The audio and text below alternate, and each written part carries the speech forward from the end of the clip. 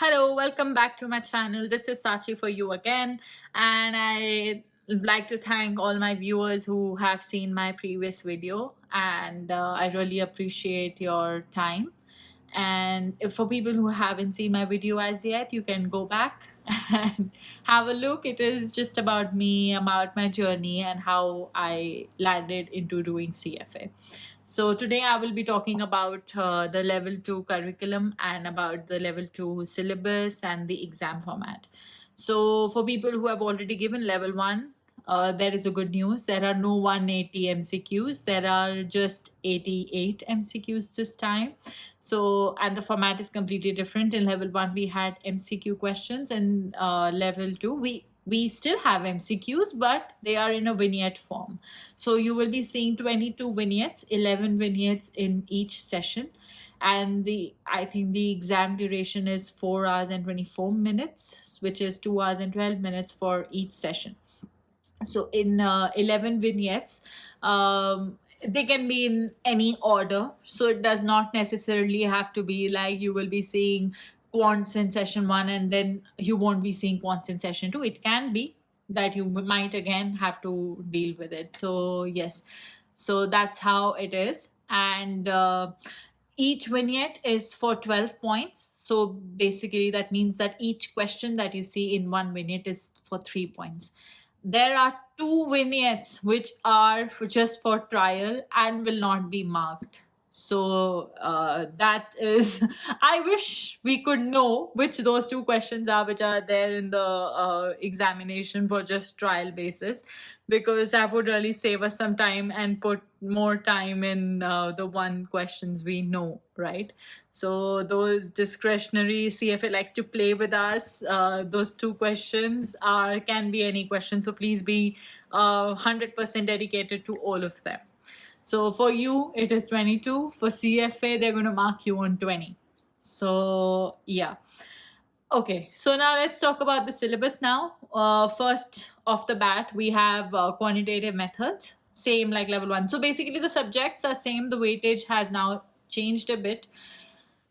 Apart from subjects being the same, a lot of content is also same. So how level 1 is different from level 2? Why are we giving the same syllabus again? No. So in level 1, it was more theory based, more conceptual. Now it is time to test those concepts, like how to apply those concepts in practical life. And obviously there are new topics as well. It's not like completely same.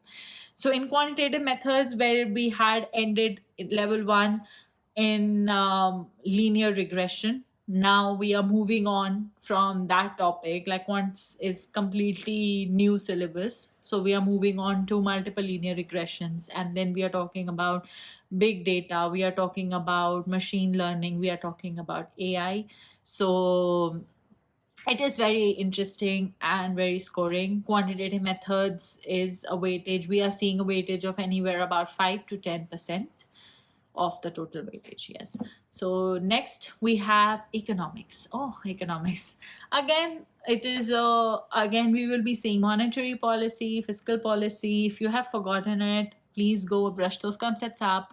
And you will be seeing foreign exchange rate, which is very nice. How the monetary policies affect the foreign exchange rates and the price levels in an economy. It is very interesting.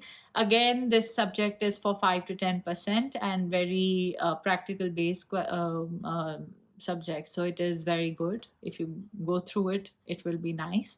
Next, we have financial reporting and analysis. Yes. So I have a habit of always calling it financial statement analysis, but that's not how CFA addresses it. It addresses it as financial reporting and analysis.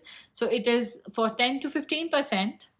And for those people who really struggle in this subject because of the breadth of it, it is very huge. It is very big.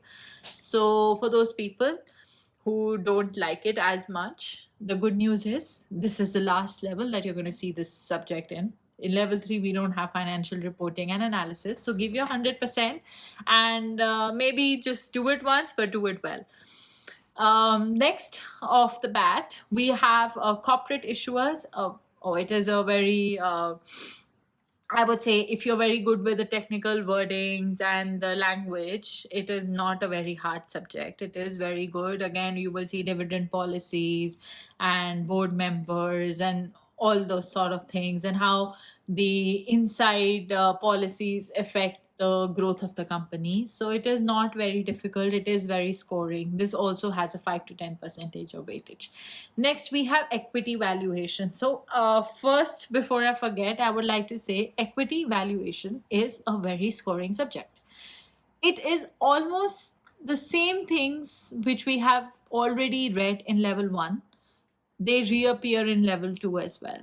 And this time, the good news is that it is a very formula based thing. Like you just have to know the formulas and just simply apply them. Oh, I'm sorry about the noise from behind, but yes.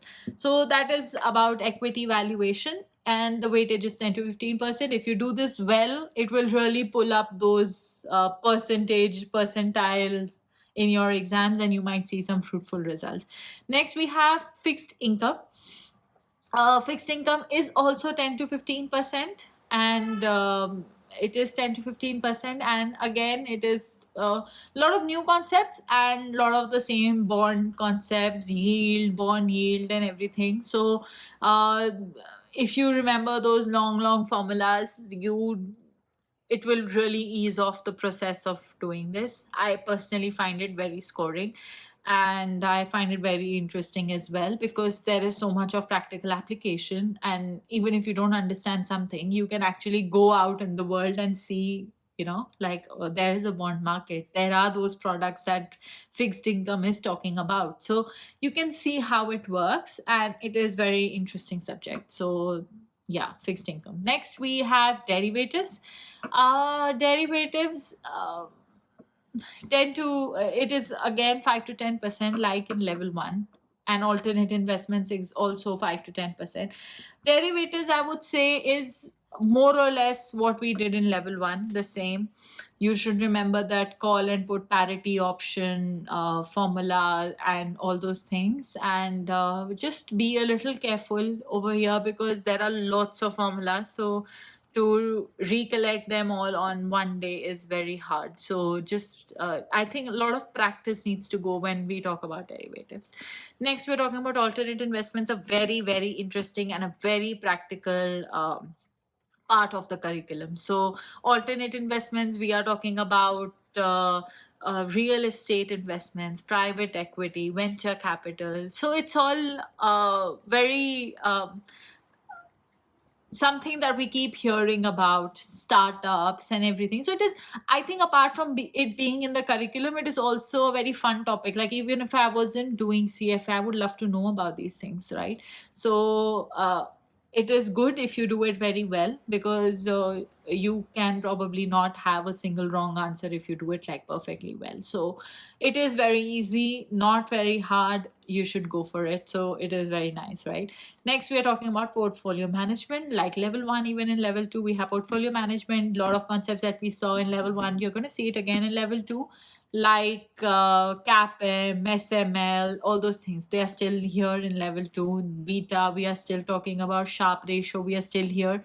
So all those concepts are there, but it is building on those. So we are doing something new as well. So, but portfolio management is strongly recommended to be done in a very nice, proper manner, because in level 3 we see that now they have changed the concept. Like, you have to apparently specialize in one field. One of them is portfolio management. It used to only be portfolio management before. So about 40 to 50% of the syllabus was portfolio management. So that is how important these concepts are. So if you do it well, it pays you off, and it is doable. It is not very hard. It is 10 to 15% again. Now we are talking about ethics. Oh, it is just copy paste. Level 1, don't forget your ethics. Okay, that was a little bit of wordplay. Don't forget what you learned in ethics from level 1, because it is absolutely the same in level 2. So that conundrum of ethical things. It's just the same. Just I think the only difference being that in level 1 it was random MCQs, but in level 2 you will be seeing a story, and then from that story, where which part of it was ethically right or wrong, or what could have been the correct thing to do. So yeah, that sums it up. And honestly, it looks very easy. I thought that too, but I could not pass my level 2, unfortunately, even though I had a very strong feeling, the same feeling that I'm talking with you. So I had the same feeling even when I was preparing, and I could not make it. So yes, uh, it has to do a lot with practice, a lot of putting those late nights, long hours. And just because it seems that there's a lot of overlap, do not forget this is more practical based. So if you don't know those concepts well enough, you cannot apply them in the practical life. So with this, I will take your leave, and thank you for watching my video. And please do not forget to subscribe and show your support. Thank you. Bye bye.